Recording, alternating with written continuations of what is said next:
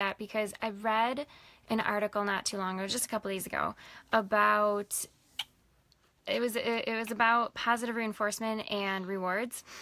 And in it, it was a seasoned teacher writing, a response to a parent who was upset about her third grade son missing recess and that he was crying and because he had been talking during class or something like that. And the teacher responded that, this teacher who was writing this article just kind of responded, a little bit harshly and talking about rewards and positive reinforcement as though it was the same thing. And he mentioned that positive reinforcement doesn't necessarily happen when you get into the real world. And that's not true. That's not exactly what positive reinforcement is. By the way, if you're hearing anything else in the background, I'm nursing Danny right now, so I'm going to try and not lower the camera down a little bit. So we'll keep it on my face. So let's talk about what positive reinforcement is. Reinforcement by itself is just something that increases the future occurrence of a behavior. So it can be anything, even just the natural consequence of something happening after you engage in some kind of behavior that can reinforce that behavior if it's increasing the future occurrence of it. So in my blog post, what I write about is, you get a glass of water. Okay, let's say you're thirsty and you get a glass of water. And you hold that glass of water up, press it against the little, nozzle thing in your refrigerator, and water comes out. And now you can drink water, and now you're not thirsty anymore.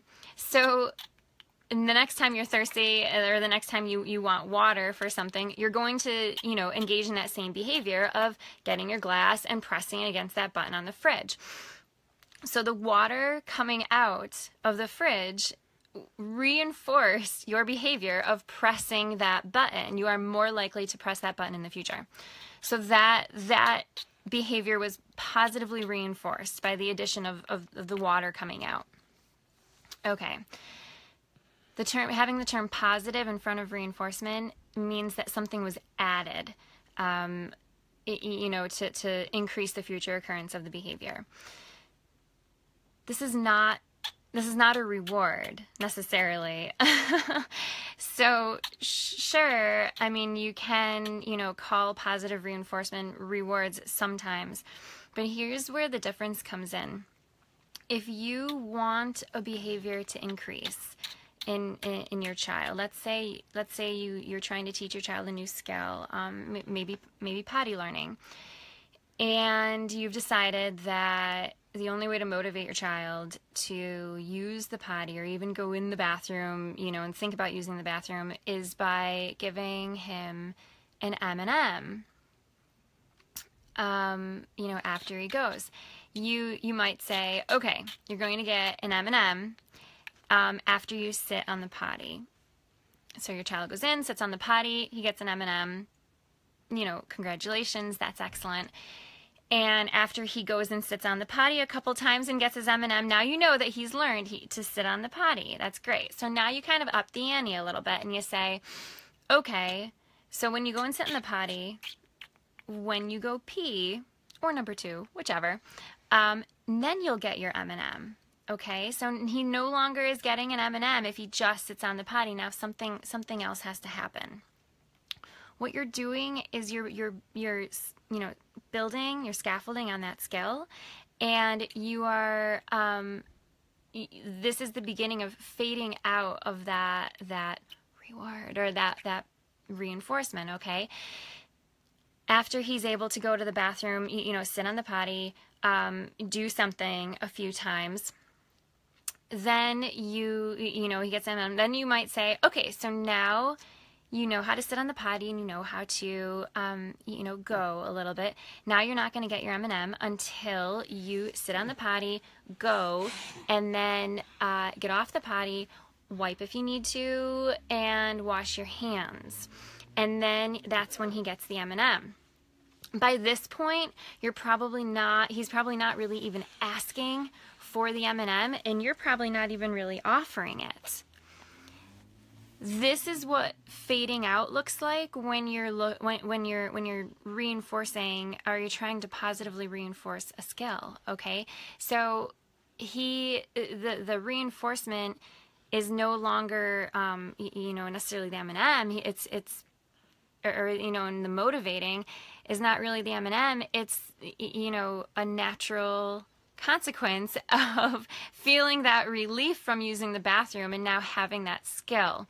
Why I bring that up is because in the article that I was referring to, the teacher talks about how if you just constantly reward your children for doing things, you're not being intrinsically motivated. They're not having that intrinsic motivation.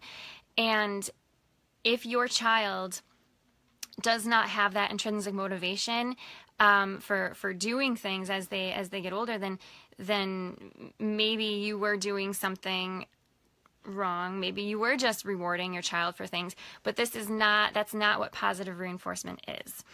Positive reinforcement can be anything, like I said before. So I also kind of bring up, and I'm going to write another post about this, reinforcement doesn't have to be positive. It doesn't have the addition of something. It can be the removal of something that increases a behavior in the future. That is actually called negative reinforcement. It's when something is taken away that increases behavior or the future occurrence of behavior. So think of if you have a headache and you take some ibuprofen and your headache goes away. In the future, you will be more likely to take another ibuprofen because you get relief from that headache. So that's negative reinforcement. That headache went away, and so you're going to increase that behavior of taking that medication has increased. Negative reinforcement does not mean reinforcement of negative behavior. So this is just some terminology that kind of gets to me because when this teacher wrote this article, there was such a difference between what he's talking about when he's referring to positive reinforcement and then rewards.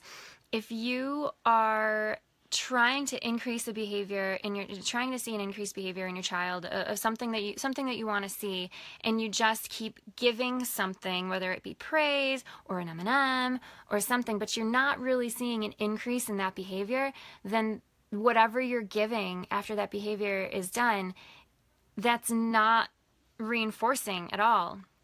And that can be really hard to hear because it means that you have to go back to the drawing board and you have to think, what is going to motivate my child, one, and then what can I do that's going to reinforce this behavior so that it increases. And it might not even have to be some kind of prize or some food item or anything like that. But if it is something, then you also have to work to fade that out.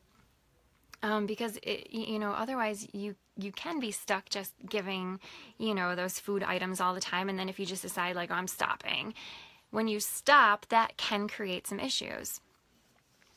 So in this article that I keep referring to,